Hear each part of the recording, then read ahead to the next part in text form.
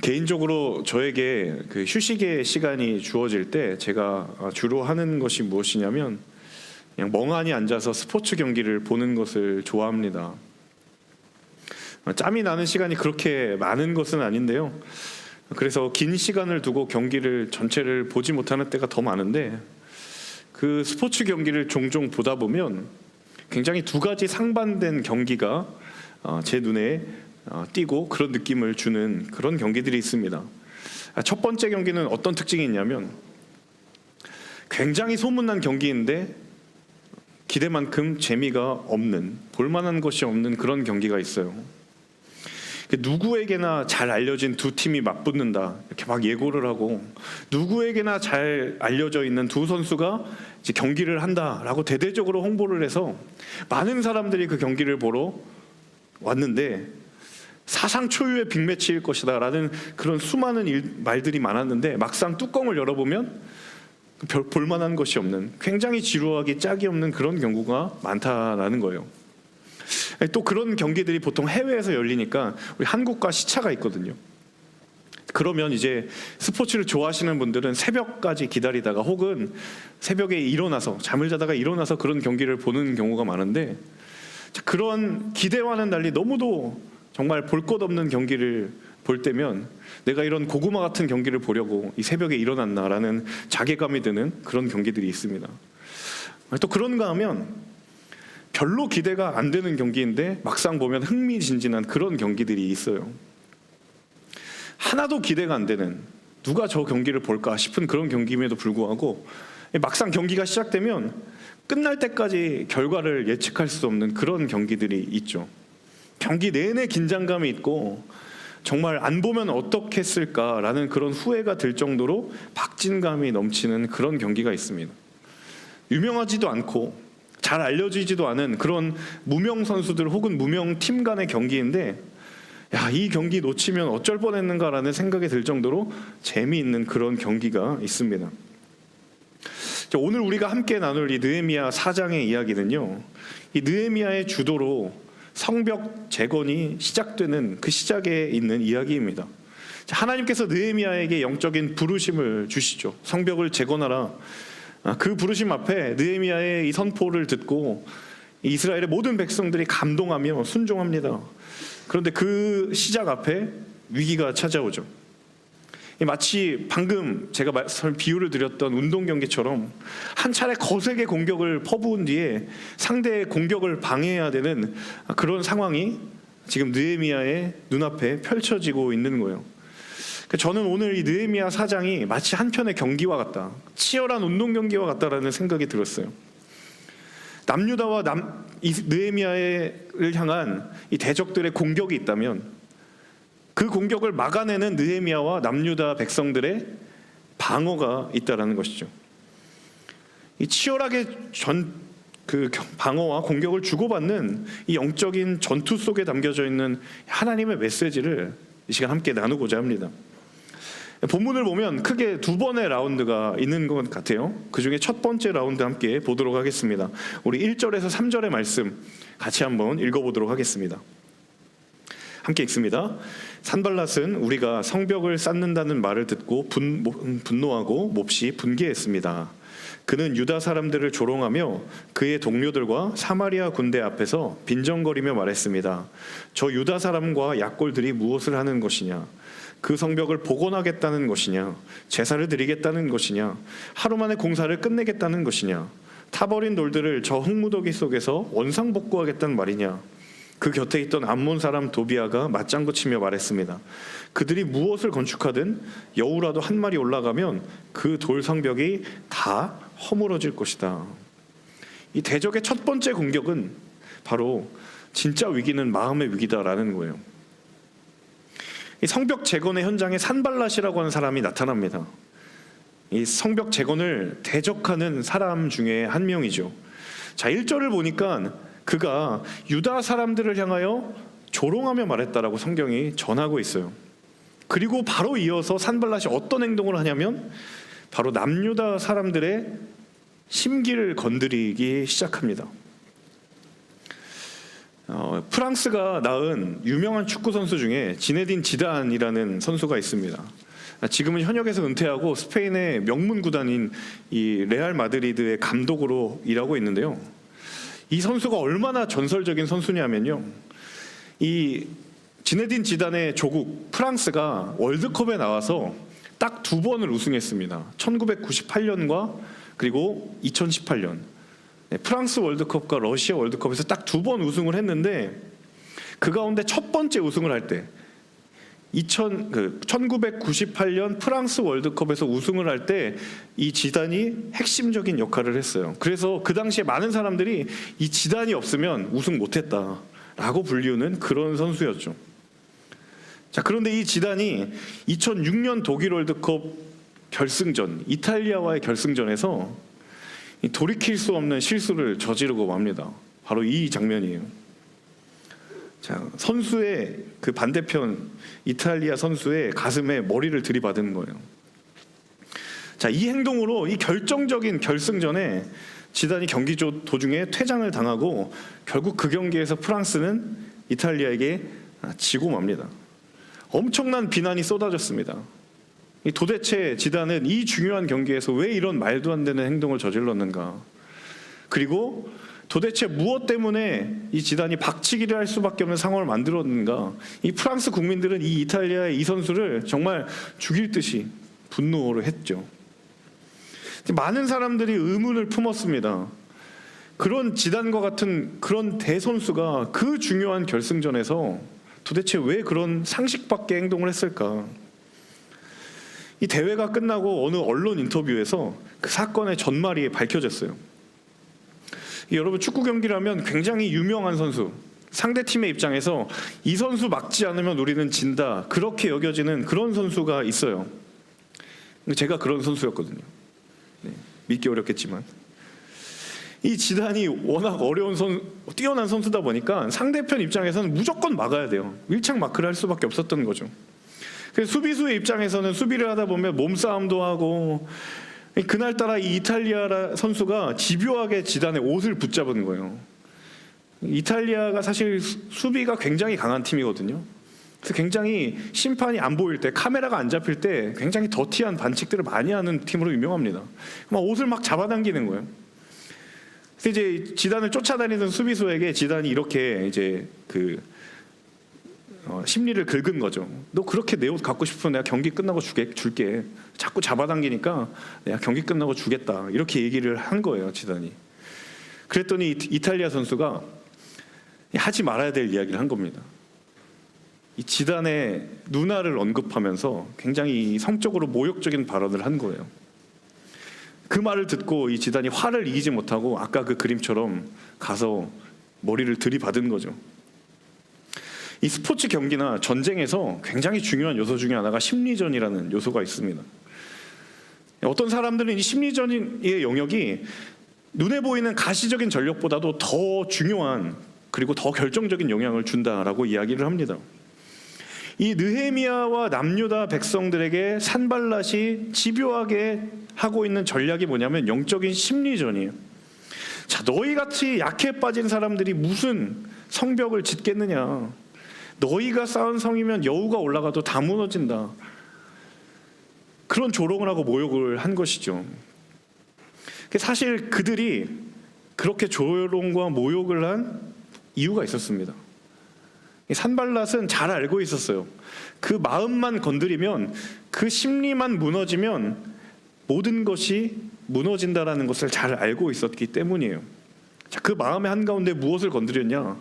바로 얼마 전까지 그들이 바벨론에서 포로 생활을 했을 때, 이 남유다 백성들이 오랜 세월 바벨론에서 포로 생활을 하면서 그들의 마음에 팽배하기 시작했던 그 영적인 패배의식을 건드리는 거예요.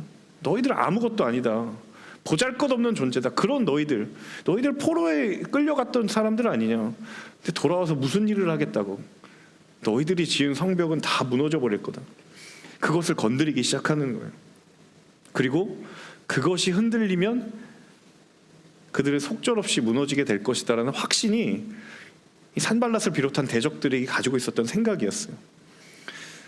여러분, 사단의 입장에서 손 안 대고 코 풀 수 있는 굉장히 효율적인 영적인 공격의 방법이 무엇이냐면 그리스도인들의 마음을 다 건드리면 돼요. 마음을 공격하는 거예요. 제가 대학 청년부 사역을 하면서 굉장히 제 귀에 많이 들렸던 표현, 거의 관용적인 표현이라고 해도 무방할 표현이 하나 있었습니다. 그 표현은 무엇이냐면 마음이 어려워요.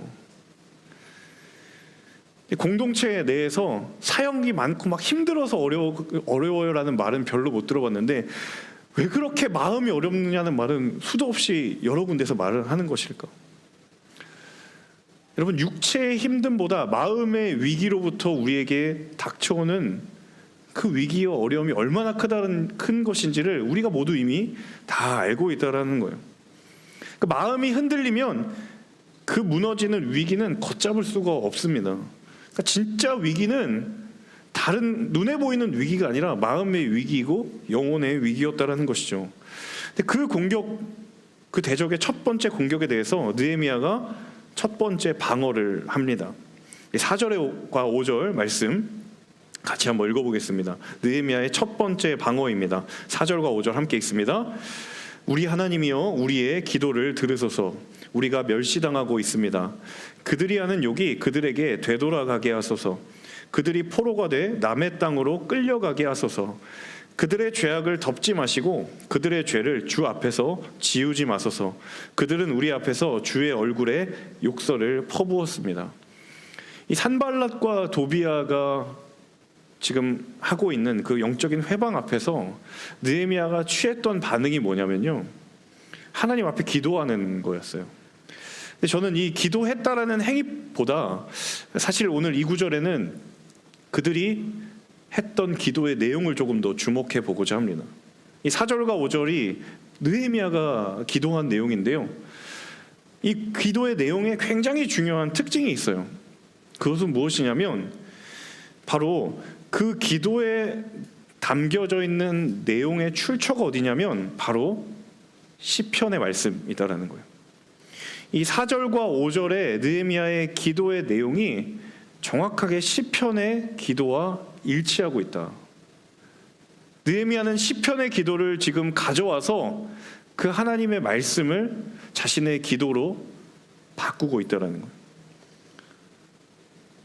시편 그 가운데서도 자신의 삶을 토로하는 대적의 공격 가운데 자신의 이 상황을 하나님 도와달라고 이야기하는 그 탄원시를 가지고 정확하게 그 시편의 말씀으로 느헤미야는 기도하고 있다라는 거예요. 바로 여기에 느헤미야가 취했던 첫 번째 영적인 방어의 원리가 있습니다. 그것은 무엇이냐면 말씀을 기도에 담았다라는 사실입니다. 하나님의 말씀을 자신의 기도에 담았다라는 거예요.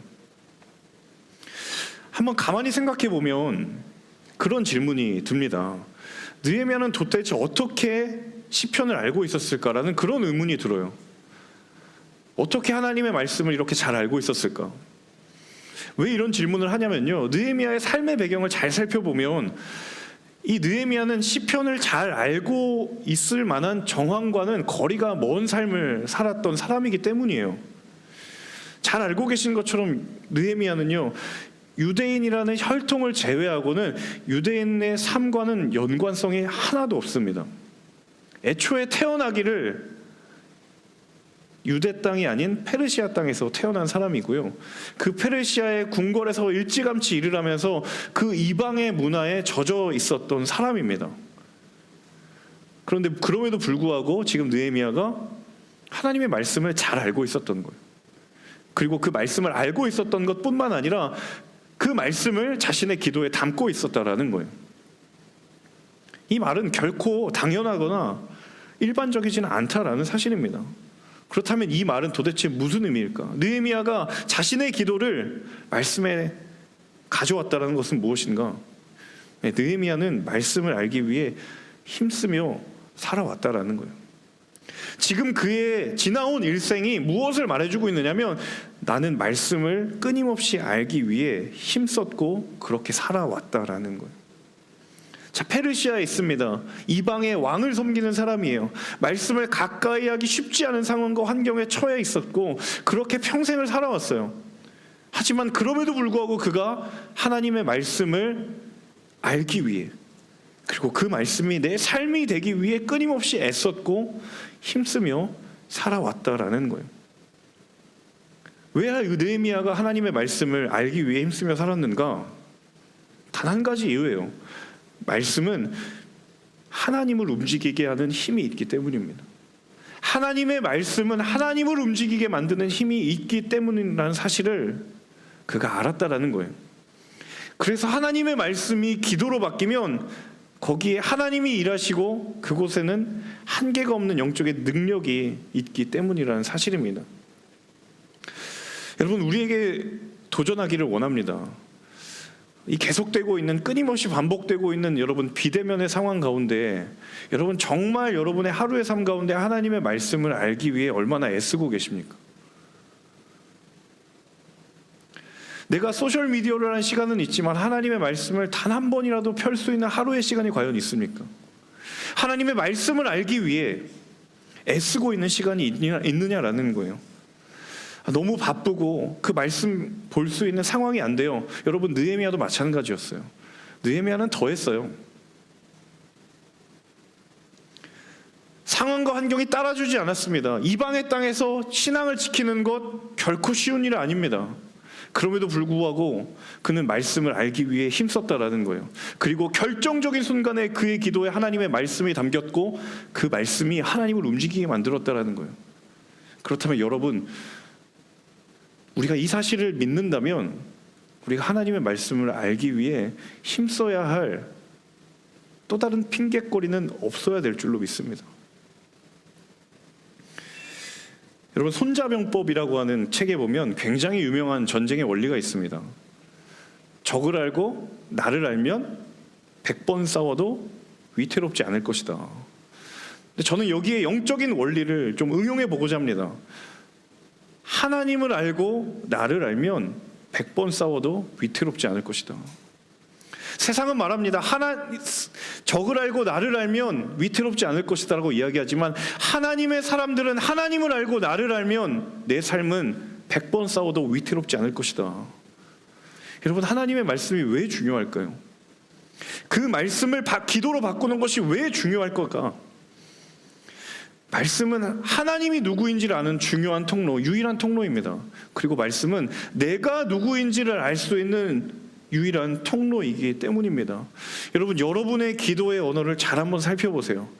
그 기도에 무엇이 담겨져 있습니까? 어떠한 언어가 담겨져 있습니까? 여러분, 나의 언어가 기도로 충만해 있다라고 한다면 그 기도는 위기를 뚫고 나갈 수 있는 힘이 없어요.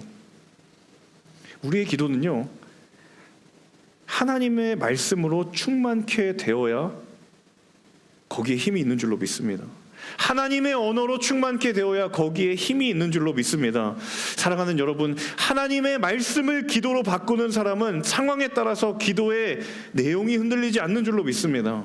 하나님의 말씀을 기도로 바꾸는 사람은 환경에 따라 기도의 흐름이, 기도의 전질이 멈춰지지 않는 줄로 믿습니다. 여러분, 저와 여러분의 오늘의 기도의 내용에 담겨져 있는 그 기도의 내용은 무엇입니까? 하나님의 말씀을 여러분의 기도 안에 가득 채우실 수 있기를 축복합니다. 그 기도에 하나님께서 움직이실 거예요. 그 하나님의 말씀을 기도로 바꾸시는 믿음의 사람들 모두가 되실 수 있기를 주님의 이름으로 축복합니다. 두 번째 라운드, 느헤미야가 마주했던 두 번째 라운드 함께 살펴보겠습니다. 7절과 8절 함께 읽습니다. 그러나 산발랏과 도비야, 아라비아 사람들과 암몬 사람들은, 아스돗 사람들은 예루살렘 성벽이 복원돼 허물어진 부분들이 점점 메꾸어진다는 소식을 듣고 몹시 분노했습니다. 그들은 함께 음모를 꾸며 예루살렘에 와서 싸우고 회방을 놓으려고 했습니다. 두 번째 그들의 공격은 음모와 회방이었습니다. 산발랏과 도비야를 중심으로 한 대적들이 왜 성벽 재건을 방해했는가? 그들이 왜 이렇게 집요하게 이 재건의 작업들을 방해했는가? 이들의 출신 배경을 살펴보면요, 그 행동에 대한 짐작이 가능해요.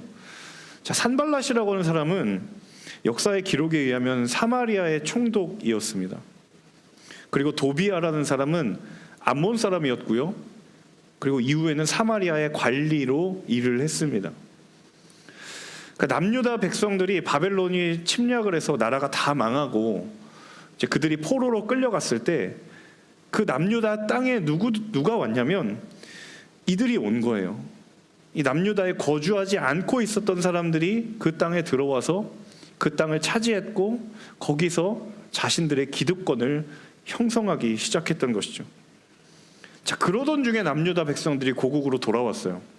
자, 그럼 어떤 상황이 펼쳐지냐면 그동안 자신들이 이 땅에서 누리고 있었던 그 기득권과 통치권에 위협이 오게 되어 있어요.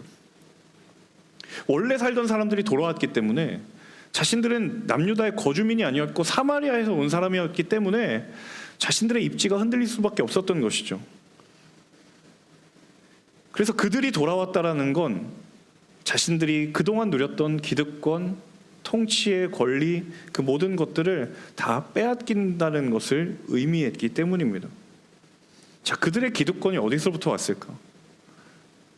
그들 땅을 차지하겠다는 그들의 탐욕이 그 기득권을 만들어낸 것이죠. 그러니까 결국 그들의 탐욕이 빚어낸 마음이 음모와 회방, 사실과는 전혀 관계없는 음모와 회방으로 이어지게 된 것입니다. 여러분, 그래서 거짓의 뿌리가 뭐냐면 바로 탐욕이에요. 우리의 욕심은 항상 거짓이 뿌리 내리게 되어 있어요. 인간의 영혼 안에서 욕심이 자랄 때, 탐욕이 자랄 때에 항상 반드시 함께 자라는 것은 바로 거짓입니다. 산발락과 도비아와 대적들이 꾸민 그 음모와 회방은요, 다 사실과 무관한 것들이었어요. 사실이 아님에도 불구하고 왜 그들이 거짓말을 했는가? 그들이 지켜야 될 것, 사수해야 될 것이 있기 때문이에요. 여지껏 남의 땅이지만 자신들이 누려왔던 그 기득권을 놓치고 싶지 않고 빼앗기고 싶지 않기 때문에 그게 그들의 삶의 기반이었고 터전이었기 때문에 그것에 시간이 흐르면서 점점 자신들의 탐욕이 뿌리를 내리면서 거짓의 열매가 자라고 있었던 것이죠. 여러분, 우리의 영혼이 사실이 아닌 거짓에 흔들리고 있다면요, 그 이유는 거짓된 말이 문제이기도 하지만 또 한편으로는 그 말에 흔들리게 만드는 내 안에 탐욕이 없는가 점검해 보아야 합니다. 왜 많은 사람들이 거짓에 흔들리는가? 거짓과 술수에 흔들리는가? 내려놓아야 된다는 사실을 잘 알고 있지만 그것이 분명하지만 내 안에 지키고 싶은 영적인 기득권이 있기 때문에 십자가에 내려놓고 못 박아야 된다는 것을 너무도 잘 알고 있지만 내 안에 끝까지 놓고 싶지 않은 삶의 기득권이 있기 때문에, 하지만 그것은 하나님과 무관한 것이기 때문에 내려놓아야 되는 줄로 믿습니다. 사랑하는 여러분, 내 마음에 거짓이 뿌리 내리지 않도록 우리의 탐욕으로부터 마음을 지키실 수 있기를 축복합니다. 그리고 그 손에 쥐고 있는, 우리의 손에 힘을 꽉 쥔 채 쥐고 있는 하나님과 무관한 것들을 주님께 다시 내어드릴 수 있기를 축복합니다. 그 결단에 대하여 하나님께서 하나님의 일을 시작하실 줄로 믿습니다. 그 대적들의 두 번째 공격에 대하여 느헤미야가 취한 두 가지 방어를 마지막으로 함께 나누고자 합니다. 두 번째 방어 중에 첫 번째입니다. 우리 9절 말씀 같이 한번 읽습니다. 그래서 우리는 우리의 하나님께 기도하는 한편 밤낮으로 경비병을 세워 이 위협에 대비했습니다. 자, 첫 번째, 두 번째 방어 중에 첫 번째는 바로 하나님의 최고의 나의 최선을 더하는 거예요. 느헤미야가 취했던 영적인 방어의 원리 가운데 중요한 것이 무엇이냐면 하나님께서 하실 일을 기도함으로 믿음의 눈으로 바라보았고요. 그리고 동시에 내가 지금 할 수 있는 일, 해야 할 일에 전력했다라는 사실입니다. 구절을 보면요, 느헤미야가 취한 행동에 두 가지가 있습니다. 첫 번째는 하나님께 기도하는 거였어요. 내가 하는 것처럼 보이지만 기도하면 하나님이 일하시기 때문에 그 영역은 하나님의 일입니다. 그런가 하면 두 번째는 밤낮으로 경비병을 세워 그 성을 지키고 위협에 대비했어요. 이건 철저하게 나의 힘으로 해야 할 일이었다는 것이죠. 그런 유명한 말이 있죠. 기도가 전부입니다. 당연히 맞는 말이에요. 맞는 말입니다. 그런데 동시에 오해할 가능성이 큰 말이기도 합니다. 이 기도가 전부라는 말이 어떤 사람들의 귀에는 기도를 제외한 삶의 행동이 중요하지 않음을 의미하는 것은 아님에도 불구하고, 기도만 하면 모든 일이 다 이루어진다, 기도만 하면 내 일, 내 상황 다 팽개쳐 놓고도 그 일이 이루어진다라고 생각하는 사람들이 있어요. 그 기도의 능력을 오해하는 사람들이 있어요. 그런데 여러분 기억하셔야 될 것은, 정말로 기도하는 사람들은요, 자신의 삶을 외면하지 않습니다. 느헤미야와 같은 사람이에요. 느헤미야는 기도의 능력을 믿었지만 경비병을 세워 성벽을 지켜야 되는 그 일이 분명히 있다라는 것, 그것을 해야 된다는 사실을 분명히 알고 있었던 사람입니다. 또 그런가 하면 반대로 나의 최선의 노력만으로 최고를 만들 수 있다라고 생각하는 그런 사람들도 있어요. 여러분, 나의 노력이 최선이 될 수 있지만요, 그것은 최고가 될 수 없습니다. 왜냐하면 우리의 삶의 최고는 하나님이 만드시는 것이기 때문인 줄로 믿습니다. 우리의 삶의 최고는 하나님의 몫이에요. 하나님이 이루어 가시는 거죠. 느헤미야가 위대했던 이유, 느헤미야가 믿음의 사람이었던 이유는 하나님이 하실 일이 있음을 알고 기도했고, 그리고 내가 할 일이 있음을 알고 성벽을 지켰기 때문이에요. 그는 내가 해야 될 일을 하나님께 떠맡기지 않았어요. 그리고 하나님이 하실 일을 스스로 취하지도 않았습니다. 사랑하는 여러분, 하나님의 최고에 나의 최선을 더하시는 믿음의 사람, 기도의 사람 되시기를 주님의 이름으로 축복합니다. 거기에서 하나님과 우리의 가장 아름다운 영적인 화음이 들려지게 될 줄로 믿습니다. 우리 두 번째 방어의 마지막, 19절과 20절 같이 한번 읽도록 하겠습니다. 우리 마지막 느헤미야의 방어입니다. 19절과 20절입니다. 그때 내가 귀족들과 관리들과 나머지 백성들에게 말했습니다. 이 일이 크고 방대하기 때문에 일하는 지역이 넓어 우리는 성벽을 따라 서로 너무 멀리 떨어져 있었습니다. 그러니 여러분은 어디에 있든지 나팔 소리를 들으면 우리 쪽으로 집결하시오. 우리 하나님께서 우리를 위해 싸우실 것이요. 두 번째 방어의 전략은 하나님께서 우리를 위해 싸우시리라. 여러분, 각자의 자리에서 이 선포 같이 한번 해보면 좋겠습니다. 하나님이 우리를 위해 싸우시리라. 하나님이 우리를 위해 싸우시리라. 이 방금 읽은 19절과 20절은요, 느헤미야 4장의 막 끝부분이에요. 4장의 결론과 같은 부분이라는 사실이죠. 자, 그 결론이 뭐냐면 우리 하나님께서 우리를 위해 싸우실 것이다. 9절 자체가 4절의 결론이기도 하지만요, 저는 간절히 소망합니다. 이 9절이 우리 인생의 결론이 되기를 주님의 이름으로 축복합니다. 하나님이 우리를 위하여 싸우신다. 저는 이것만큼 하나님께서 우리에게 주신 위대하고 강력한 약속이 없는 줄로 믿습니다. 세상에 하나님께서 우리에게 주신 그 어떤 약속보다 내가 너의 삶을 위하여, 내가 너의 인생을 위하여 싸울 것이다라는 그 약속만큼 위대한 것은 없어요. 여호와께서 너희를 위하여 싸우실 것이니 너희는 가만히 있어 너희의 하나님됨을 알지어다. 여러분, 이 고백이 우리가 주 앞에 서는 마지막 날까지 우리 인생에 주어져 있는 믿음의 경주를 달려갈 때에 끝까지 붙드는 믿음의 고백이 될 수 있기를 주님의 이름으로 축복합니다. 저는 어떻게 보면 이 느헤미야의 4장은요, 한편의 커다란 인생을 보는 것과 같아요. 내가 정말 야심차게 뭘 하려고 준비했는데 뜻하지 않은 제동이 걸리는, 성벽을 재건하자라고 으쌰으쌰 함께 마음을 모았는데 생각지도 않은 대적이 찾아온 그 상황은 너무도 동일하지 않느냐. 나의 의도와 나의 의지와 상관없는 음해와 비난이 있고 나의 마음을 쥐고 온다는 그 마음의 공격들이 있는 상황이, 어쩌면 그 우리의 인생은 느헤미야가 처했던, 남유다 백성들이 처했던 그 영적인 도전과도 너무도 흡사하다는 것은 아닐까. 이겨내기 위하여, 또 극복하기 위하여 수많은 수고와 노력들을 쏟아내는데, 그런데 그 하나님의 사람이 그 인생의 끝에, 그 싸움의 끝에 고백하게 되는 고백이 무엇인가? 그 하나님의 사람이 고백해야 되는 삶의 결론이 무엇인가? 하나님이 우리를 위하여 싸우실 것이다. 하나님이 우리를 위하여 싸우실 것이다. 사랑하는 여러분, 하나님을 기억하는 삶이 무너지지 않는 줄로 믿습니다. 하나님이 싸우시면 우리의 믿음의 싸움에 패배가 없을 줄로 믿습니다. 사랑하는 여러분, 정말 매일 하루하루가 전쟁과도 같은, 전투와도 같은 그 삶을 살아가고 계시죠. 특별히 코로나 때문에 그 싸움이 더 극렬하고 더 심합니다. 여러분, 오늘 말씀이 우리에게 확신을 가지고 약속하는 것은요, 하나님이 우리를 위해 싸우실 것이다.